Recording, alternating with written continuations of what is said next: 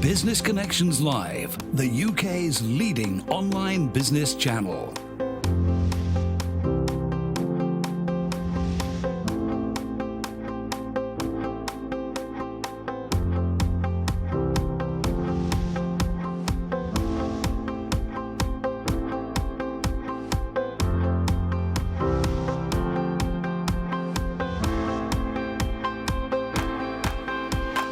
This is Business Connections Live with Steve Hyland. Hello there, welcome along. This is Business Connections Live, the program for entrepreneurs, SMEs and business owners. Now, on today's show, we're going to be talking about Brexit strategy. Do you have a strategy in place? I know we've got GDPR just around the corner, and it seems to have crept up on absolutely everybody. But is the same going to happen to Brexit? We're well down the negotiation route at the moment. So what is going to happen? And as a business, what should you be considering? And the other things you can do today that's going to make Brexit easier for you in the future. Less than a year now is what we're talking about. So it's all getting very interesting. There are so many things going on. Do you think you're up to speed with what you need to be doing within your industry or within your company? Joining me in the studio today is Colquhoun. He is the co-founder of the Brexit Advisory Team. They're an organisation that's been going since July 2016. Gordon, it's lovely to have you in the studio today. First of all, before we get going, Gordon, just tell me who is Gordon Colquhoun, and more importantly, who is the Brexit Advisory Team? A pleasure to be here. Myself, I've been working in research and intelligence now for about 30 years. In market research for the majority of that time, both for the public sector and private sector in the UK and globally as well, but small as well as large companies. In 2012, I created and founded Event Horizon, which is a futures research and planning consultancy, and within Event Horizon, the Macro Living System platform, which is a horizon scanning platform. So in 2016, once the Brexit vote had appeared, we decided, myself and Thomas Lane, who's the other co-founder, to create a Brexit advisory team. We saw an opportunity, from my perspective anyway, of macro meeting micro in terms of our macro analysis that we carried out with the Macro Living System platform. Mm-hmm. So that enabled people to look forward and model the future a little bit better, and I thought Brexit would be an excellent chance to actually use that.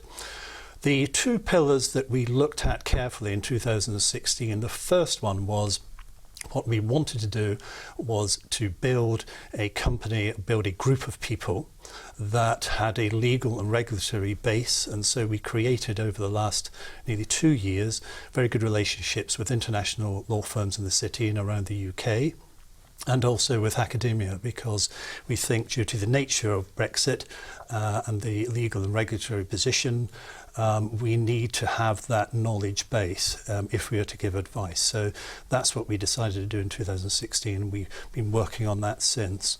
With the information that you're gathering, and coming from the market research background as well for that matter, yes. Are we as aware of what really is truly going on and what is about to happen and what Brexit really means as we think we are? You're going into businesses, you're talking to businesses, you're obviously offering a service to them at the moment to prepare themselves. Is anybody really up to speed? I think there is a huge amount of uncertainty out there, and so our recommendations in terms of, for instance, like creating and implementing a Brexit strategy is for businesses to think of themselves as your Brexit. You know, the task is enormous and the challenge is enormous, so they've got to break down the task and they've got to break down it for their business and see what that is.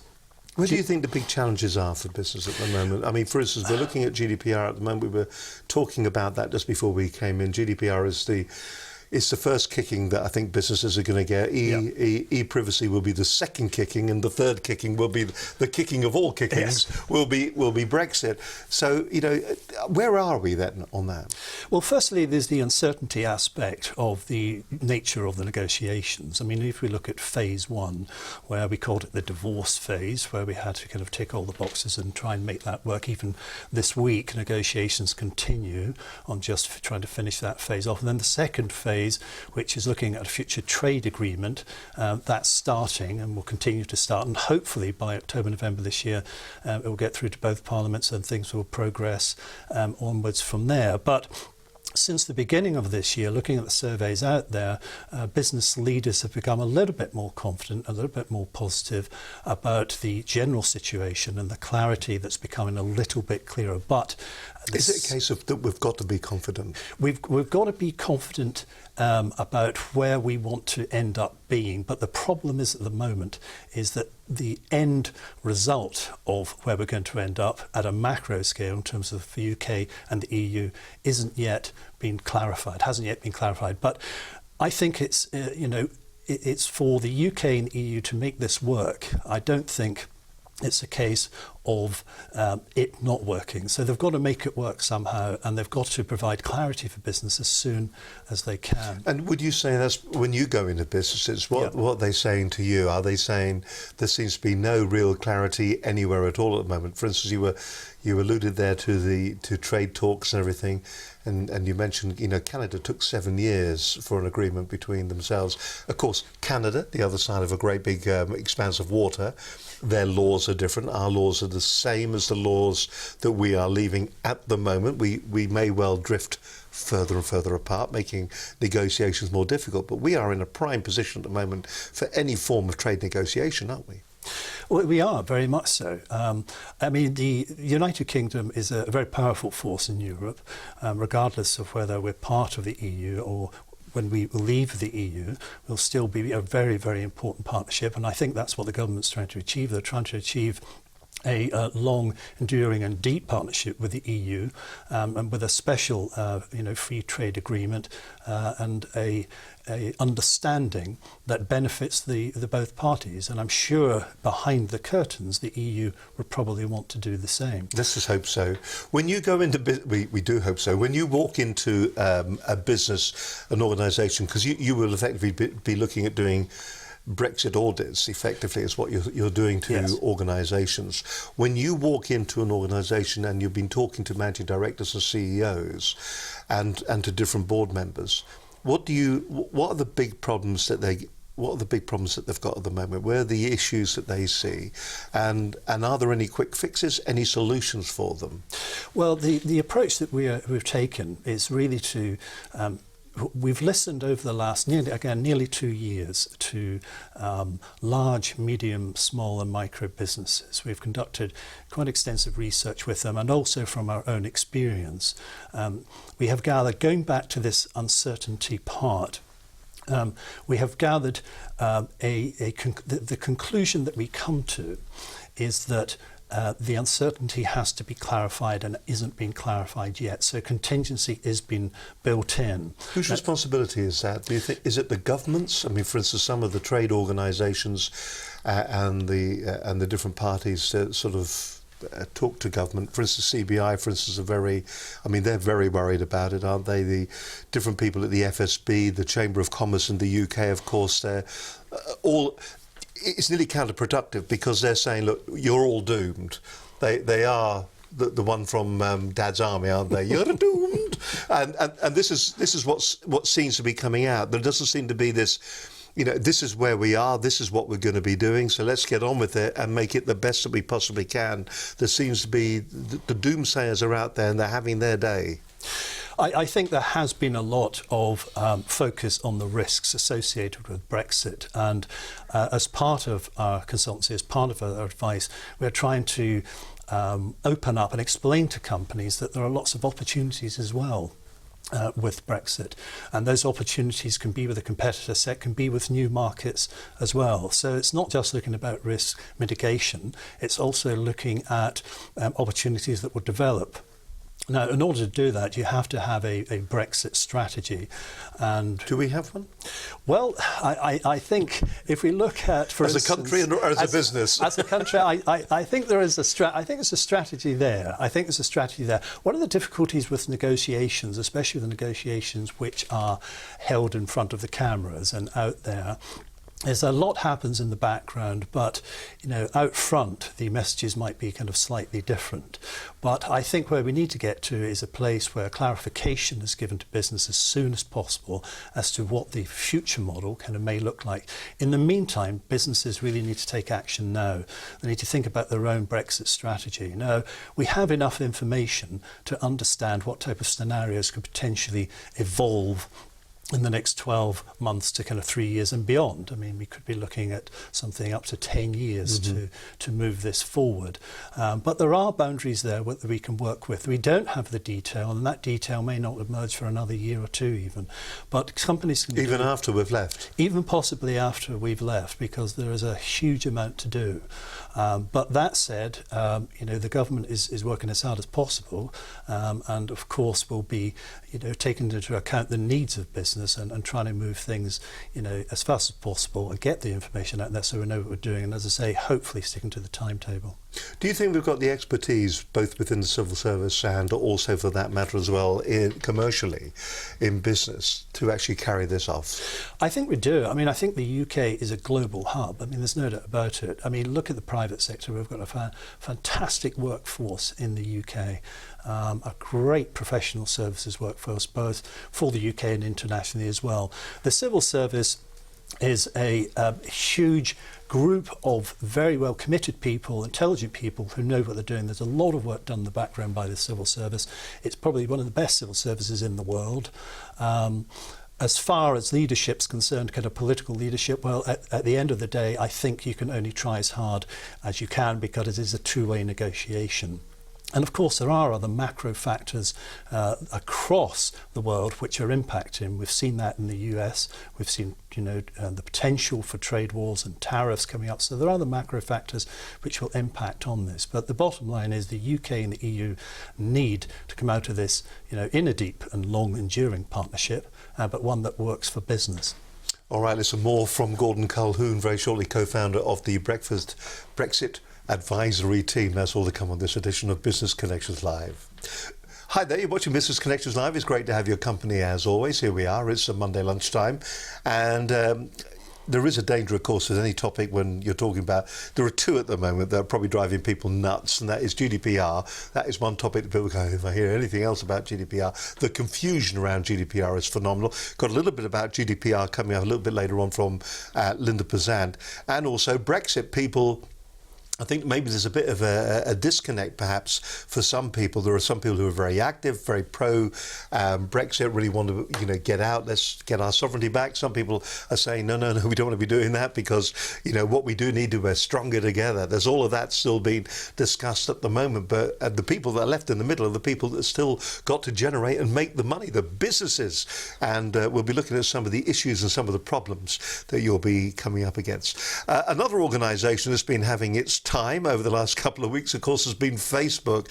We did a programme last week on Facebook. Jordan Bucknell, he's a London-based entrepreneur and also a Facebook marketeer from Upbeat Agency. Great show with Jordan last week. There was so much really valuable information in there. It's been interesting as well over the past week, even with Mark Zuckerberg ending up in the high chair in front of the senators.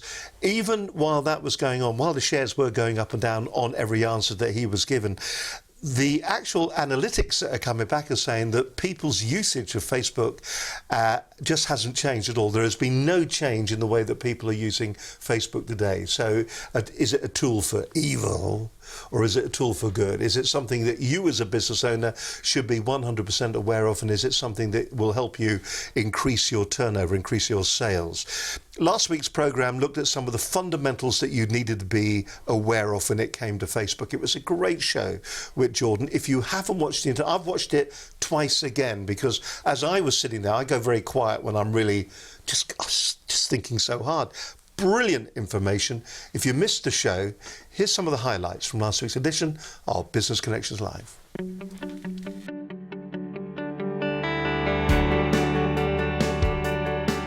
Now, today's show, with all the news that's been in the papers and on TV over the last couple of weeks, we're going to be talking about Facebook. Well, joining me in the studio today is Jordan Bucknell. He's one of the UK's most successful tech-savvy entrepreneurs and CEO of Upbeat Agency. There are more than 2 billion people on Facebook. You and I are on Facebook, your friends are, my friends are, everybody that we know is.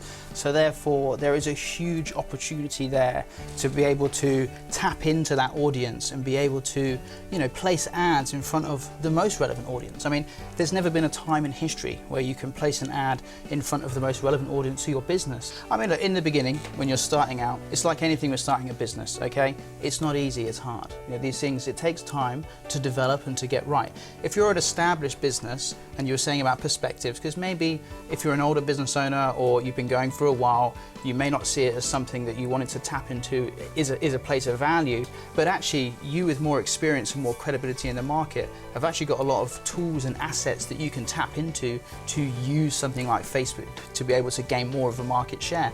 Sometimes people think it's easy. They think, oh, you know, we'll give it a go, you know, and we'll see if we can make it work. And then they spend some money, and of course they don't get anything back from that, and therefore they get a little bit burnt, so they get a bit disheartened. So there's definitely a knowledge gap there in terms of being able to set up campaigns in the right way. That's certainly definitely one of the key things.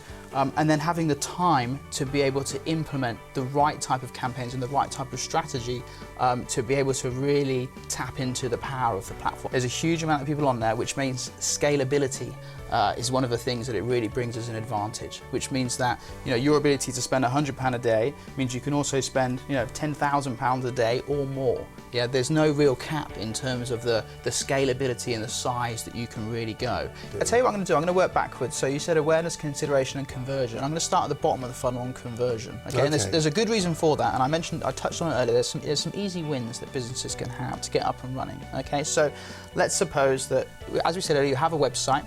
We need to get that Facebook pixel onto the website so that Facebook can start to track the people that are coming to the website. Okay, so one of the first campaigns that you're going to want to get up and running is your website remarketing campaign. So if I come to your website in the next 1 to 14 days, you need to be showing me an advert on Facebook that says, hey, you looked at this tie, you looked at this shirt, why don't you come back and buy?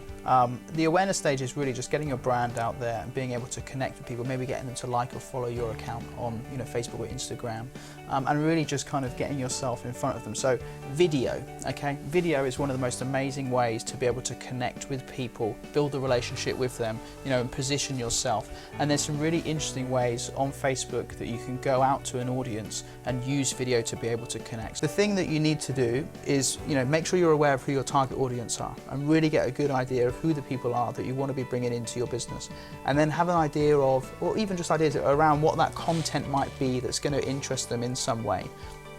I would encourage video, and the reason I encourage video is that the platform is going a lot more towards video. You and I prefer video as users when we go on there. So even if you're creating short form video, 30 seconds, 60 seconds, up to say 3 minutes long, you know, that's great. Again, this is why Facebook is great. You know, these opportunities, you know, weren't available before Facebook was around. You know, you couldn't have these type of options, whereas now you can. And for me, it gives the small business owner an edge as well, because this is no longer about a corporate being able to just plow lots of money into it. It's more a case of, well, how can we get clever with our targeting so we can be really specific in our local area if you're a local business? You know, how can we serve up unique content that the customers are going to like, that we're going to produce, and then how can we off the back of that get them to take action and do something? The relationship between the business and the customer has got much closer. Yeah, so therefore your customer service and your attentiveness to the people that are around your business is really, really important now more than ever. And it's important that you care about the people that are coming into your business, whether it's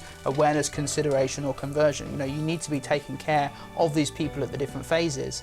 So going back to your question, there's been a huge amount of success on these platforms for businesses who I would say are right. Yeah, I like business owners that love what it is that they do, that have a great product and a great service, that do deliver value to their customers. And if that is the case, then there is a very good chance that success is on the cards, because that will come through in what it is that they're doing. Thank you. So I'm Jordan. The company's called Upbeat Agency. We specialise in helping businesses to generate leads and sales using the advertising platform of Facebook and Instagram. I would say some key things today is get the business manager up and running, business.facebook.com. Get the Facebook pixel on your website so you can start tracking the people that come there, and then really start to plan around awareness, consideration and conversion, those 3 steps of the funnels there, and have a look at setting up those campaigns in order to kind of maximise your results. I think those are definitely the key things for me. Just a fantastic show. If you get an opportunity, do watch it, looking at Facebook and how it could work for your organisation and for your business. And if you want to actually watch the whole programme, you go to the website at businessconnectionslive.com. There's over 300 hours of great business advice there. There's something in the order, this is programme number 223. So there's just loads of great advice. Everything from networking, fundraising, import, export. We've had the different chambers on. We've had leading experts on. Today, of course, we've got Colquhoun on, and we're talking Brexit Day. So everything is there that you need. If you're in business, regardless of what you're looking at, if you're worried about your social media campaigns, if you're worried about why you need a non-exec director on your board, then there will be a program there that will give you the advice and the information that you need. Now, if you want to get in touch with us here as well, it's dead easy to do that. If you want to find out more about what we do here at Business Connections Live, you can drop us an email to this address. It is studio@businessconnectionslive.com. It's dead easy to do that. Ideally, though, we can always pick the phone up and talk to each other. Heaven forbid. Telephone number is 01784 256 777. You can follow our stream of consciousness as well on Twitter at BCL Business TV. You'll get all the forward warnings of what programs are coming up and how you can get involved if you wish to do that. And of course, you can also watch the program and leave comments on Facebook on our platform there too. So there's no excuse to not get in touch with us here at Business Connections Live. And by the way, do go to the main site at businessconnectionslive.com, where you'll find everything there, everything that we provide, every service that we provide, and also links to other supporting material as well. Every program has its show notes all printed there with links to our guests as well. So if you want to find out more about our guests or you want to contact our guests, then please go right ahead and go to the website. You're watching Business Connections Live. Great to have your company as always. Colquhoun, the co-founder of the Brexit Advisory Team, joins me in the studio today. We're a year away from Brexit. We're talking about what Brexit should mean to you and your organisation as a business owner. Does it affect all businesses, do you think, Gordon, small and large? Is it the small one-man entrepreneurial organisation? When I call it an organisation, the man in the bedroom, should he be as concerned about this as the multinational energy companies should be? I think everybody definitely needs a strategy. I mean, SMEs in this country account for 5.7 million businesses there, of which about 98% are micro and small businesses. We have around about 205,000 medium small businesses and about 7,000 medium-sized businesses. So, it's a huge amount of market, nearly 50% of the turnover of this country. So it's a massive market. So people will sometimes think, well, is it just for the other 49% of the large companies in terms of the massive turnover with the 7,000 odd large companies in the UK?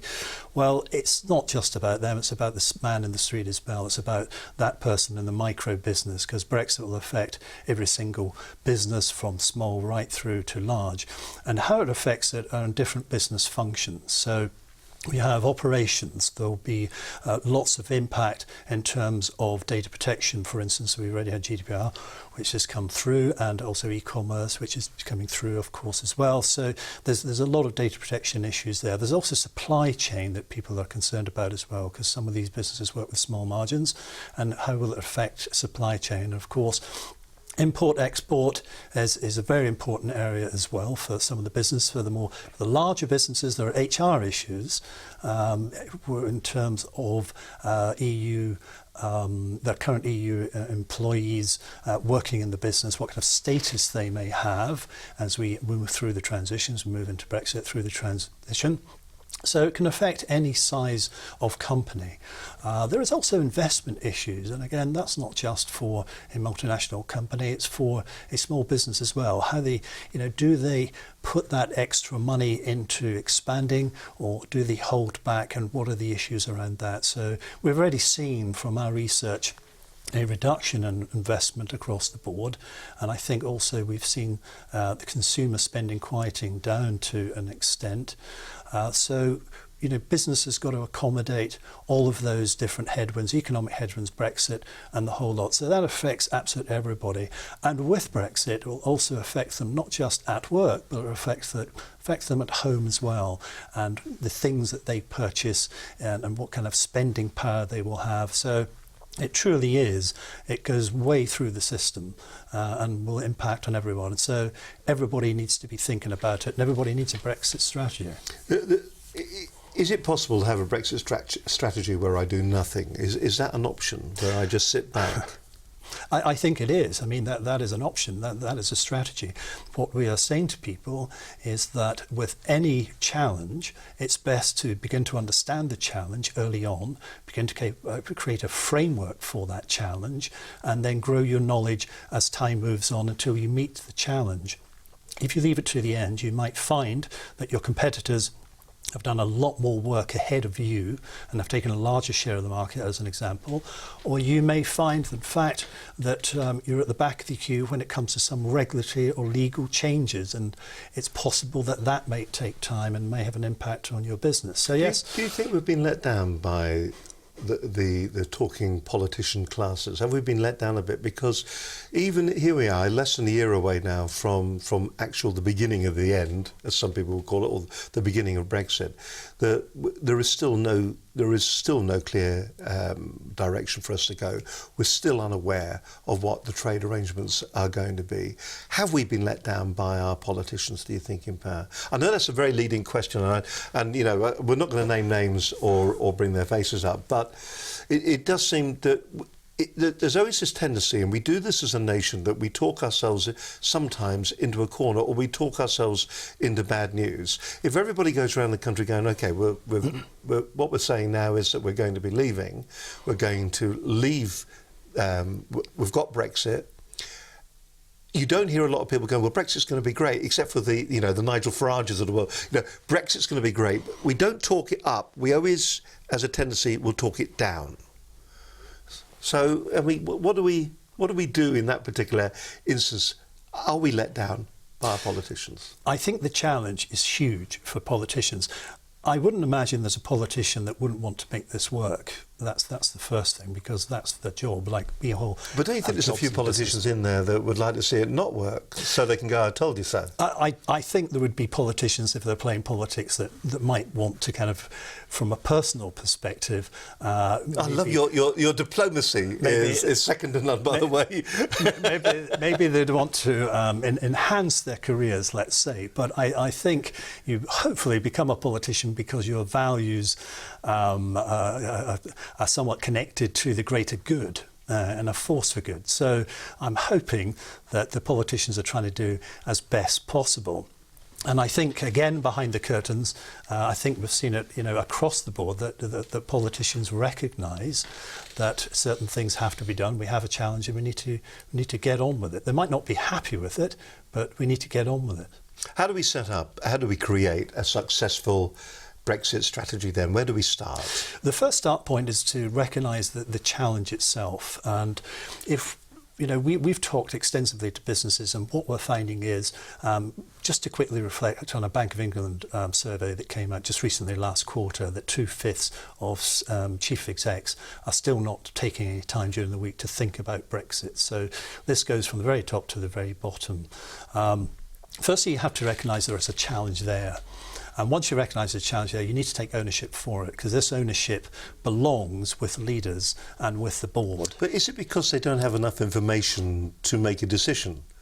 I think in business, as in lots of different, if I make a military analogy, when you go into battle, I think, you're not quite sure how it's going to end up. You would like it to end up this way, but in first contact with the enemy, it goes whatever way it's going to go. But you have aims and objectives, and I think that's what the politicians and government we were talking outside before we came on, and I said, they don't know what they don't know. Yes. So they don't know what they should be doing because they don't know. Well, that's and if you don't know, you just don't know. And so, is this the responsibility then of government? Is it responsibility of people like us using this medium, people like yourselves, to be going out there and going, here's the things that you need to be aware of then? You need to be looking at your human resources contracts, because you need to make certain that your employees, you mentioned it, the status is going to be right for your employees. You need to be looking at how it's going to affect your import and export. You've got to be doing all of that. So isn't that what we should be promoting to them? And there's very little or few of that going on the media at the moment. I think actually, as the Brexit Advisory Team, I think that's what we're trying to do. We're trying to... What you're doing, yeah. Yes, what we're trying to do. And I think there is an emphasis at some point, once the trade negotiations move forward slightly again, to put together some type of communications campaign and some type of constructive framework for businesses to be able to get hold of and do things with. Now, at the moment, it's probably a little bit difficult because of the nature of where the negotiations are. But there will come a time where, that will have to be done. We're doing. So when do you think timescales on that? When would be an optimum moment for it? Are we saying, okay, guys, here's what's going to happen in 6 months' time? All of that's going to be done, and you need to be doing this then. Is that what? Can we do that yet?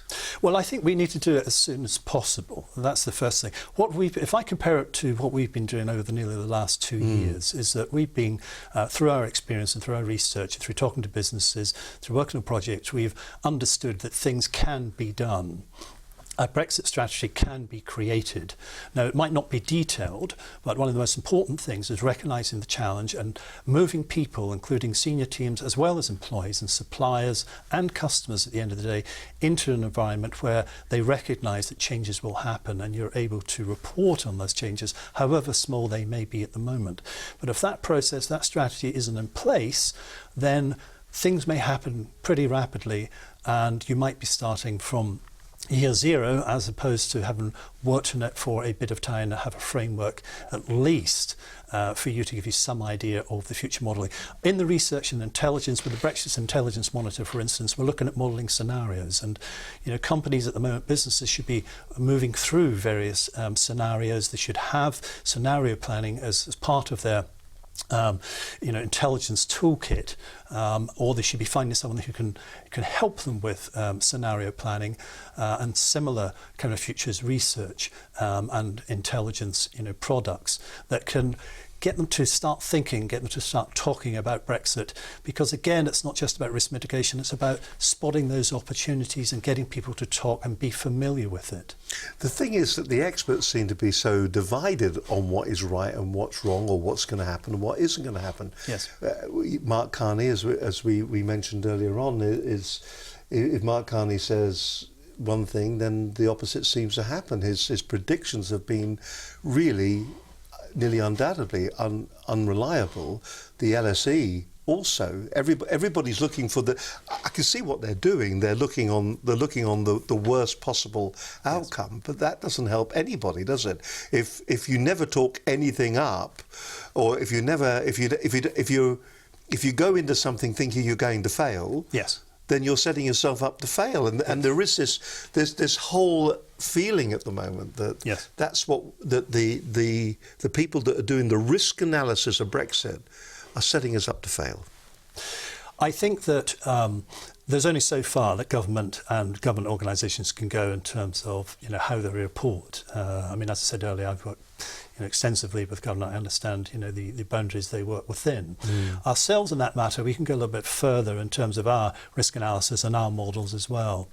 And also we can use all sorts of, different techniques and methodologies, including some kind of disruptive digital technologies kind of enhance what we have and produce kind of models for the future that, again, can create that clarity. And we can take it to businesses. But at the end of the day, I always say, well, a business knows, if it's a successful business, it knows what it's doing, but it just needs some kind of independent advice. It needs something to, bounce their thoughts off of. And of course, it needs to, if there's something out there they're not looking at, and they're not looking at Brexit all the time, they need to know running what a business. They're running a business, so they need advice. And going back to your previous question, is there enough advice out there at the moment? I don't think there is. And that's why you're about. That's why we're about. I'll listen more from Gordon in just a few moments' time. It's a fascinating subject, I suppose, to a certain extent. When you're watching a programme like this, you can go round and round and round in circles because we don't know what we don't know, and you don't know what you don't know. And there is that's there all the time. There is so many caveats that are just sitting maybe just off screen or that we don't know about. Still more to come from Gordon in just a few moments' time. Gordon Colquhoun, he's the co-founder of the Brexit Advisory Team. You're watching Business Connectors Live. Great to have your company as always. One of the other topics that is spinning everybody's heads at the moment, of course, is GDPR. What is going on with GDPR? I think we're just less than a month or so away from, just over a month, but something like 20 or 30 working days before GDPR comes in. We'll look back at this program and go, blimey, that all came in fairly smoothly. The ICO had a big meeting in Manchester, the Information Commissioner's Office, a big meeting in Manchester last week. Our Linda Bazant, in fact, she was sitting there, and she came back, and it was interesting to be an observer at something that is like that is so important. And it's going to have so many changes. And what Linda said to me was it struck her that there's still so much misinformation out there. There's a lot of things that businesses of all sizes still don't seem to actually truly understand or get their teeth into. Linda was on the program a few weeks back. She was on Business Connections Live 215 and went out just at the beginning of the year, the 12th of February. She was talking there about personal data. Where is your personal data coming from? Are businesses putting their head in the sand about data control? With just a month ago, I still think businesses are doing that. I was at a meeting on Saturday, and there is a lot of confusion about personal data, who you can market to, and what GDPR really means to businesses. The key takeaways that Linda had on the program when she was on were fascinating, and something maybe if you've got a notebook with you right now, you should pull out pen and paper and write down some of the key things that you need to remember when it comes to GDPR and personal data. I'm Linda Bazant. I'm a barrister and GDPR consultant and trainer. My website is linda@lindabazant.com. I've been talking to you today about GDPR. And one of the things that are key here is that an awful lot of businesses are burying their head in the sand and pretending it isn't happening. It is happening. It's got nothing to do with Brexit. After the 25th of May 2018, when it becomes law, it will continue to be law even after March 2019, when we leave the EU. You need to look at where your data is coming from, what you are doing with it, and who you are sharing it with. You need to make absolutely certain that your privacy notices on your website are right up to date to give the information about exactly what you're doing with the information that you collect on your websites. You need to make sure that your employees understand exactly what the implications of GDPR are, and that you have all of the appropriate training in place, that you have consent for marketing, unambiguous and explicit consent for marketing. And you also need to remember that there are some cases in which your legitimate business interest allows you to use personal data. It is a big minefield, but you do need to understand that you've already got the Data Protection Act, and you should be data protection compliant anyway. GDPR requires you to just do a lot of tweaking, and if you need help, ask someone to come and help you. You've probably done an awful lot of the work yourself already. You just need someone to get you over the finish line. 25th of May 2018, not far away now. GDPR gives individuals back control over their personal data and how it may be collected and used. They will be made aware their new rights post-May 2018, and any businesses that is not compliant and commits serious data breaches. This is a bit that they all use to frighten businesses. Risk fines of up to £17 million or 4% of their gross annual turnover, whichever is greater. This applies to all businesses regardless of size, from big corporations to SMEs and one-man bands. Now, that's the information that is used, and you'll find that there's a lot of GDPR consultants that are using that to frighten you into action at the moment. However, on saying that, there's been very little TV or radio advertising when it comes to GDPR on screen over the past couple of weeks. And the thing that's interesting about that is that, once again, people will not know. And the question was raised, Linda told me, at the ICO conference last week, just because you don't know doesn't mean that you're ignorance of the law is no excuse, and that's exactly what they're saying. Now, I think there's been enough said about GDPR for people to at least have investigated it, but there is still confusion about what B2C you can do when it comes to GDPR and what B2B is when you do GDPR. We're going to get Linda back on the programme in the next few weeks. In fact, she's doing lots of audits and things like that for different organisations and going in and doing training. But we'll get it from Linda exactly what you as a small business, maybe we'll do a special on GDPR as we get closer to the date, just so that if you've done nothing, well, at least you've got somewhere to start from. So maybe that'll be something that will come up in the near future. You're watching Business Connections Live. My guest on today's show is Gordon Colquhoun. He's the co-founder of the Brexit Advisory Team. Great website, by the way, if you want to find out more about Gordon and the rest of the team. Here it is on the screen. It's the Brexit Advisory Team, established in 2016. We've already said that. Foundation is based on a multidisciplinary team with experience and knowledge across a range of environments. The areas of expertise include business operations and management, research and intelligence, corporate communications and branding, political communications, and government affairs. If you want to find out more, if you want to go to their website, you can do that. It's very easy to do so. Go to brexitat.com. That's BREXIT @.com, and you'll find out more about what they're about. They've got a blog, a regular blog. You'll find out more about their team and also the services that they can offer your organisation or your business. Gordon, then. An example of what's involved in creating and implementing a successful Brexit strategy. So that's what we really need then. So let's have some nitty gritty then. What can we walk away with today? What skills should we have, and what's that list? What have we got? Okay, I think we could maybe even take a step back, given the nature of there's a lot of businesses out there doing nothing at the moment, and my advice to them would be to sit down and think about creating a Brexit strategy, before we do anything else, and to engage with Brexit. The next question, of course, after that is, well, how do we do that? Yeah, what are the topics on that page? What are the topics? So very much as you've just been through the website there, we're looking at their operations, day-to-day operations. Now, they need to sit down and think how potentially they could be affected by Brexit. What kind of things are we looking at when it comes to operations? You've got things like data protection, funding issues. There's a whole host of day-to-day operations. Supply chain is a very, very important one for people. Also, if there's import, export, you're going to be looking at maybe a reevaluation of how that works. So there's depending on the business, there's a huge amount to do. But what we're trying to say is we've come across businesses that are doing nothing at the moment. We're trying to encourage them to do something.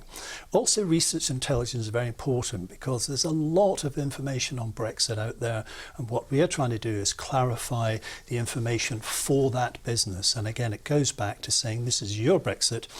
We're here to help you through and navigate successfully through your Brexit. So we need to understand your challenges. For instance, how are you engaging at the moment or in the future your customers? Do you understand what your customers are thinking at the moment to do with Brexit? What are their fears? What are the risks do they see? How will it affect the goods and services they may purchase from you? What about your suppliers? Are you talking to your suppliers? Are you understanding their problems and how that may affect you? Because if you're not, you might find further down the line that you run into problems there. With GDPR, there seems to be this thing where you go out to your suppliers and you say to them, are you GDPR compliant? Is something going to happen similar, do you think, when it comes to Brexit? Are you Brexit compliant? Will there be such a thing, do you think? Brexit is so huge that it would take quite an enormous task maybe to make it Brexit compliant, but I hear what you're saying. Quite a challenge. But just think of the money that could be earned. Just think of the money. I'll have to go back and look at that carefully. Yes. I think of that one. But it's, as far as looking at business function, again, across business functions is concerned, they need to be talking to, in the research intelligence side, they need to be talking to all sorts of stakeholders. Also in terms of their voice in the community generally, and in their special industry sectors. What are they saying? What are they talking about? So they've got to put together a good communications plan. This is a perfect time now to actually look at a business review, and maybe that's what businesses should be looking at, and incorporate and conflate Brexit into that business review. It's a great time to be doing that. I mean, just on those two topics alone, that's a huge list. Yes. I mean, with GDPR, supply chains, import, export, suppliers, stakeholders, your operations. this is a mammoth job. Have we got enough time, do you think, to be doing this? Is this something that is a doable thing, or are we truly? Is this the reason why, when we go crashing headlong into Brexit, that we won't be prepared, and that's when the impact will hit us? Well, if you wait and do nothing, then it certainly will do. If you don't get any, if you do nothing and you don't have the expertise to help you out, if you're struggling to do this, then maybe you need to think about external expertise, get them in just to start you off. It doesn't need to be, 24/7. Maybe it just needs to be to give you a kickstart and to give you some guidelines, some frameworks to work on, and also... Is that possible at the moment? Is it possible to have those guidelines and that framework? We're only just about to start the trade negotiations. It's been horrendously slow. It's been like wading through treacle to get to where we are now. If they do the same at the trade discussions, then we're going to be in a situation where we're going to be still talking about it when it's starting to happen. Very much so. It is going to be fast, and that's why we are probably saying, well, it's good to start and actually start the journey as opposed to wait until something happens, then you have to really run at the journey itself. Now, I would suggest that we could businesses could start a review over the next kind of 12 months, which would maybe include, for instance, a Brexit part to that. And that kind of Brexit part would then grow as we know more information, and then they'd be able to hopefully smoothly make a transition, through the transition period of 2 years and onwards from there. But they have to start doing something. And would you suggest, for instance, as we did on your website, would you suggest that what we look at, the headings that we do put down are business operations and management? If we just have the business operations, research and intelligence, put that down, your research and your intelligence, your corporate comms, your corporate branding, it's another heading that you put down. In fact, I'm going to just go into one of these pages. Let's just go up to the top one, business operations and management, and just see what and on your site. So business operations and management, just let me read the top paragraph here.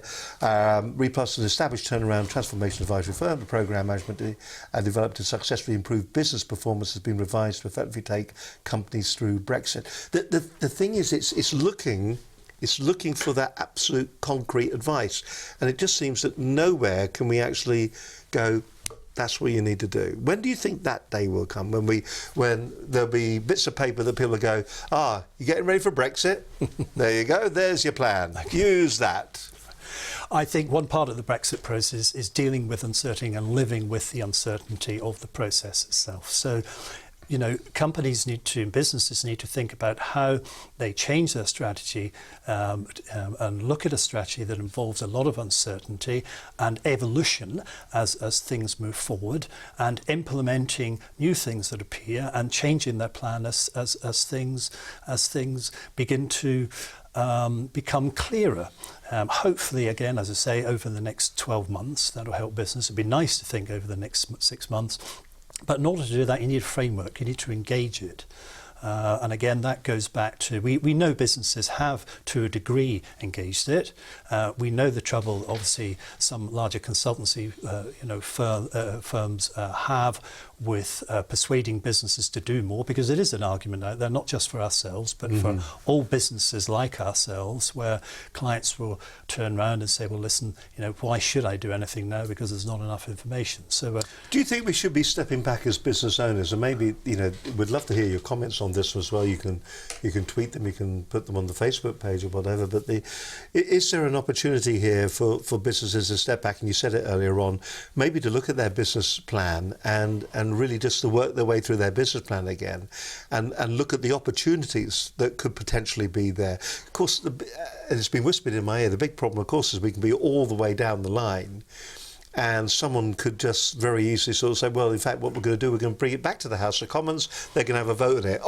And they've voted no. Start again. Do not collect, go to jail. I mean, there is this issue all the time, and is that what paralysing us into inactivity, because we don't know the certainties? It is a challenge for business not knowing the certainty, but if we look forward in any part of the future, we don't know, 100% for certain how things are going to turn out. We may not even make the end of the programme. Well, if we look back 5 years ago, and people have said, well, we'd be leaving the EU, and the geopolitical situation in the world would be, very, very different, and the President of the United States would have changed, and this would have changed, and all the rest of it. So things can change very dramatically. So I think, business can adapt to that. There's a fantastic business in the UK, very bright people, and very ambitious and very successful companies, some of which have engaged in the process, some of which haven't. What we're trying to say is it's time to engage in the process and deal with the process itself. It isn't perfect, and it's very different, and it's very uncertain. But once you're engaged in it, you feel a lot more comfortable than you are if you're sitting outside it. Do you think a lot of businesses are approaching it because of the uncertainty within the EU? We're looking at an unelected Parliament, which is wishing for more of a federal state. But as you look at the members of that, the 29 members around it, we look at Spain and the Catalan issues that's going on there. We look at what's happened in Hungary just recently. We look at the noises that are coming out of Poland. We analyse and we look at Greece. Germany very quiet over the last couple of weeks with what's been going on with, France seems to be taking more of a leading role, but Germany at the moment, we've got Merkel, who is not in as strong a position as she was, and is quite vulnerable as well. The Dutch still. Is it a case that many businesses in the UK could actually sit back and just wait for it to disappear completely? or at least change in its current form? The answer to that is, of course, there are huge challenges for the EU. There are huge challenges for the EU, and those challenges seem to get larger and seem to become more global and international. And the UK and Brexit represents one challenge for them. I think Michel Barnier, some time ago now, made kind of 4 very important announcements. At the top of there was the unity of the EU, and I think that's going to be their main aim, to keep the EU as unified as possible, because there are lots of challenges. At all costs? At a cost that would mean that they may be a little bit more unhelpful in terms of the negotiations. If the UK were to leave the EU and find itself in a terribly good position, then that would probably Would they be at the front of the effect. queue, do you think, wanting a trade deal with us? Because at the moment it seems very much that we're working towards, and this is a stumbling block at the moment, and this is what businesses are worried about. It's very much a case of what's going to be the tariffs, what's going to be the trade deal that we can arrange with the EU. And there is very much this cap-in-hand approach that we are going to the EU, and it's for the EU to decide whether they like it or not. Could we find ourselves in a situation in a relatively short length of time when the EU is going, where the boot's on the other foot, and they're coming, we'd like a trade deal with you? Because they could end up with a super state on their doorstep, couldn't they? They could. I mean, that is a possibility. Again, I think the UK is a global country, and has been always a global country. And we look beyond these islands, and businesses work beyond these islands. I think our colleagues and partners in the EU will want to continue to work with us successfully. And I think in terms of business, everybody just wants to get on with business and do as well and be as successful as they can. So if we end up as the UK in a better position, which is a possibility, I mean, we've been talking about risk, but beyond this, there will be opportunities for the UK to do what it likes in terms of, its global projection, what it'd like to do in terms of, its trade globally. And again, we're stretching globally, and we will be once again. So, it's opportunities for business. But we've got to get through this difficult part first. Come on, Gordon, jump off the fence. It's all going to be okay, isn't it? Yeah. More from Gordon Colquhoun in just a few moments' time. He's the co-founder of the Brexit Advisory Team. Listen, it's nice to be able to have a discussion like this about it. I mean, we can also talk a little bit about the influence of artificial intelligence as well, because that's going to have an impact on everything as well. But that's maybe another programme. Still more to come on this edition of Business Connections Live. We're talking about Brexit and the Brexit Advisory Team. It really is. I don't know. Does it feel a bit like sparring a wee bit? Doesn't it? But it's not meant to feel like that at all. It's been really interesting. It's fun. And you know, the nice thing is that there are people who are. It's very polarised, isn't it? The whole thoughts behind Brexit, you know, black or white, depending which politician you follow, you'll get a different view. Something that's interesting when you listen to the media, you have people who will be very strongly either Brexit or, you know, Remainers or Brexiteers, and they're going to be very strong on that. And you ask them why, and they cannot give you an answer. That worries me a little bit as well, because once again, it's not knowing what you don't know, which seems to be a big issue. By the way, can we just thank everybody for downloading the programme? Loads of you are downloading the programme these days on iTunes. We really appreciate that. That was a kind of a BBC Now show link, wasn't it? From one to the other very quickly. But can we just thank you very much indeed for downloading the programme. Thousands of you are downloading the programme every week on iTunes. Of course, the programme is available on YouTube, Facebook, Roku, and a whole host of other podcasting platforms as well. And we thank you very much indeed for watching the programme. So thank you for your reaction that we get back from you. If you do want to download it on iTunes, you can go there. But please do leave a review. Tell us how great you think the programme is. If you think it is great, it's dead easy to do. Just go to your account in iTunes. You'll find that. Click on the View the Programmes in iTunes. There's more programmes than that now. And then you'll find a Ratings and Reviews tab. Click on that. And it'll take you to a place where you can say what you think of the programme and also how many stars you'd like to leave us for its relevance to what you're trying to find out. 5 stars would be good. Tell us it's great. And for that, what will happen then within iTunes when somebody else is watching an alternative? Yes, there are other business programs. Then at the end of watching that particular program, then iTunes will give the recommendation to watch Business Connectors Live and grow the audience. As I said, thousands of you are downloading it on a monthly basis. If you're listening to my dulcet tones as you're sitting on a tube train somewhere, hello there. Nice of you to join us on this edition of Business Connections Live. My guest on today's show is Colquhoun. He's the co-founder of the Brexit Advisory Team, and we've been talking. What's going to be the concrete thing that I know I'm going to ask you for a summary at the end of the programme, but what do you think the concrete things are that people can do right now, today, to get themselves in a better place? We kind of talked about setting up a successful Brexit strategy. How do they gain the knowledge of how external expertise can externally clarify, enhance and support what they do? How do we do that? How do we know who's got that knowledge? Come to you, I suppose. Firstly, the important part is that people can do it themselves. Small businesses can do it themselves, for instance, because they can talk to their suppliers, they can talk to their customers, and they can talk to other stakeholders and get a good understanding of how everybody's feeling out there and what the reactions may be from their customers to any kind of changes. So how do they present that? Well, scenario planning is, for instance, a very good exercise where they can develop certain scenarios where both for themselves and the management team or for their customer groups, the customers that they research, for instance, and test that amongst them. So they've got some idea. At this stage, it's still creating a conversation. When it comes to outside expertise, we can do a number of things. We have a number of experts in different areas who have over 20, 30 years experience, some of which, for instance, in supply chain, actually started their time before we went in to the... So they know what it was like before. They know what it was like before. So there's a huge amount of experience there. In other areas, I think we can look at seminars, workshops, actually raising the profile of Brexit within the company.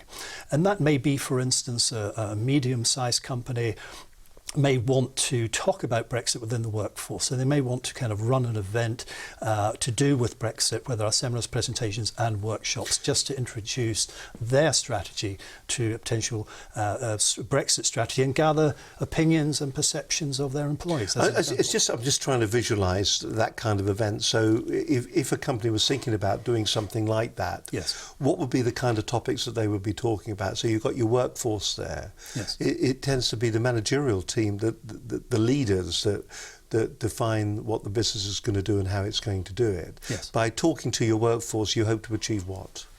Well, by talking to your workforce, I mean, firstly, if we break that down slightly, the managerial team and maybe a certain aspect, you can do work with them, you can brief them, you can update them, you can give them independent perspective on Brexit. As far as their workforce is concerned, there may be concerns in their workforce to do with their status as, you know, as citizens of the EU.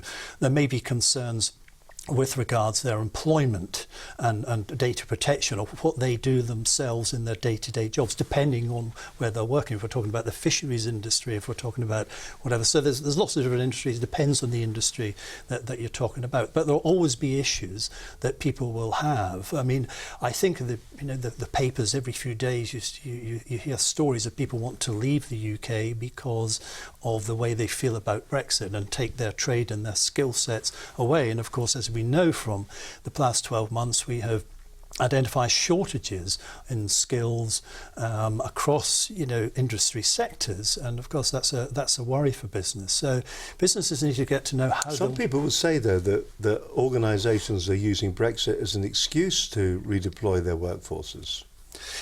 As a justification, really.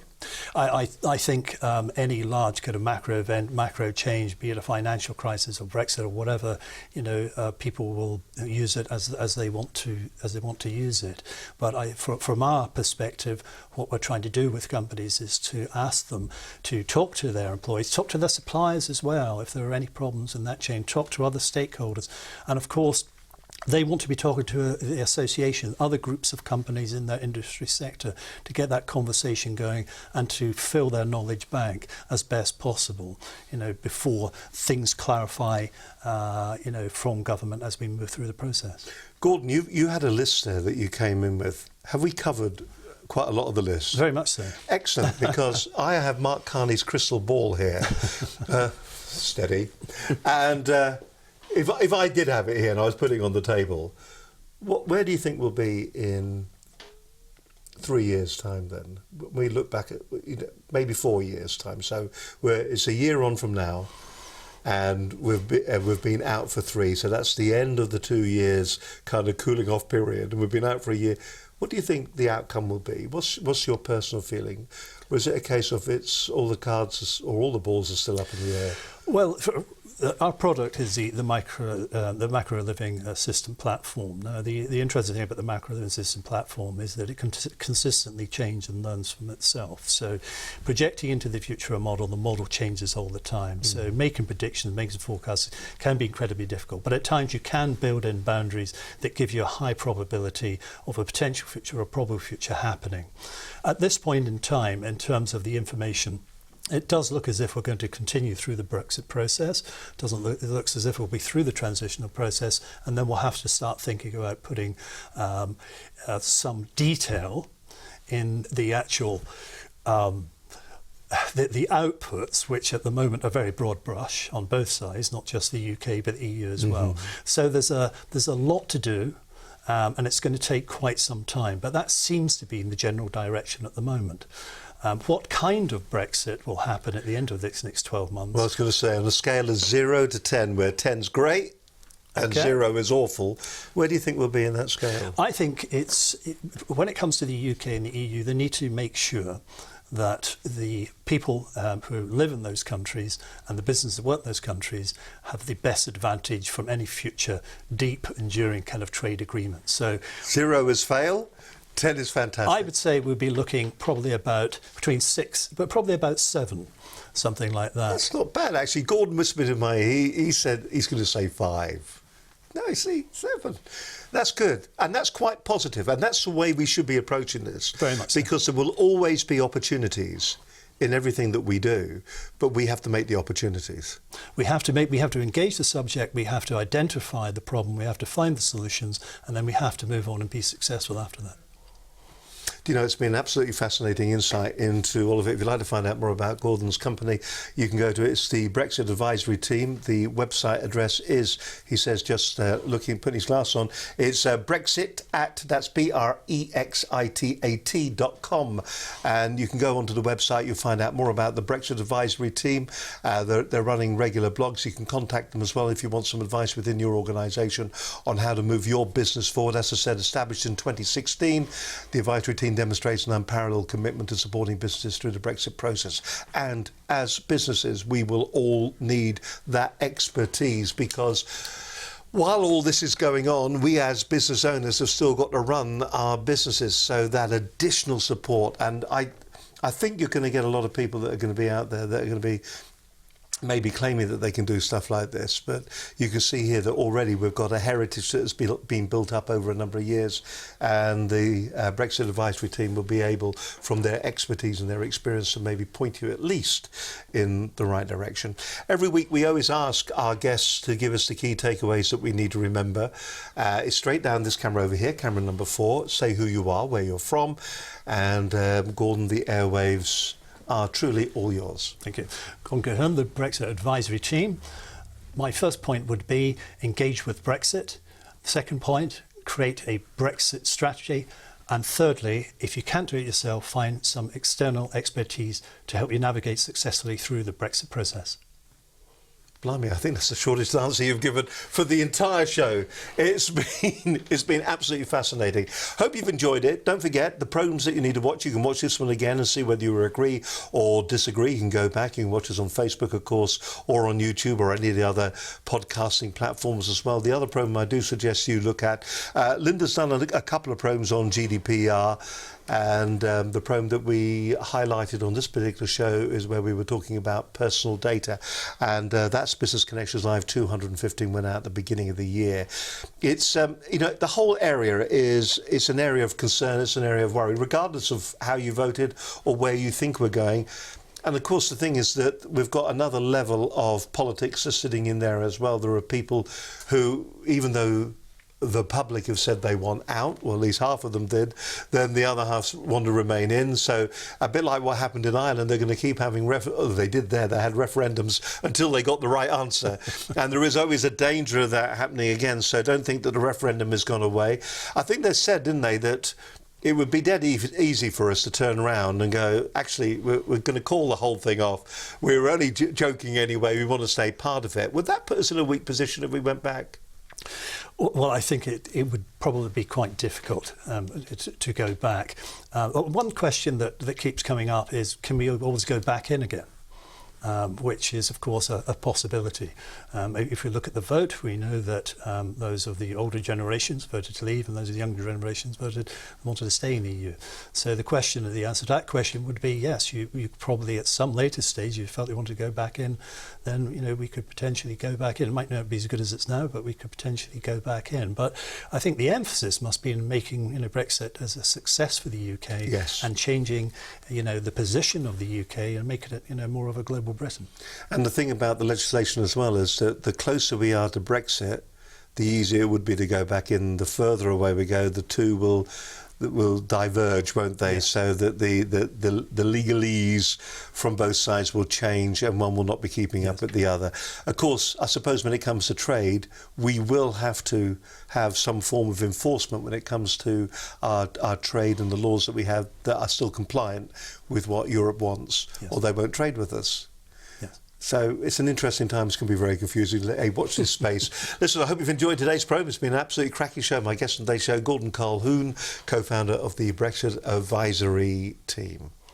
Coming up, future programmes, who have we got lined up for you? Well, Taz Thornton's going to be joining us on the programme in a couple of weeks' time. Inspirational speaker, author and motivator. Peter Lyness, saw him on Saturday. He's the chairman of ABLE, the Academy for Business Leaders and Entrepreneurs. Should we roll those credits? Doug Piddock, Intermedia Communication Solutions and Web Meeting Technology. That's going to be a cracking show. And Rachel Wild from Monochrome, all to come on the show in the next couple of weeks' time. But from Gordon Colquhoun and myself, Steve Harmon, have a fantastic week. We do it all again live next week at 12 noon. Until then, bye for now.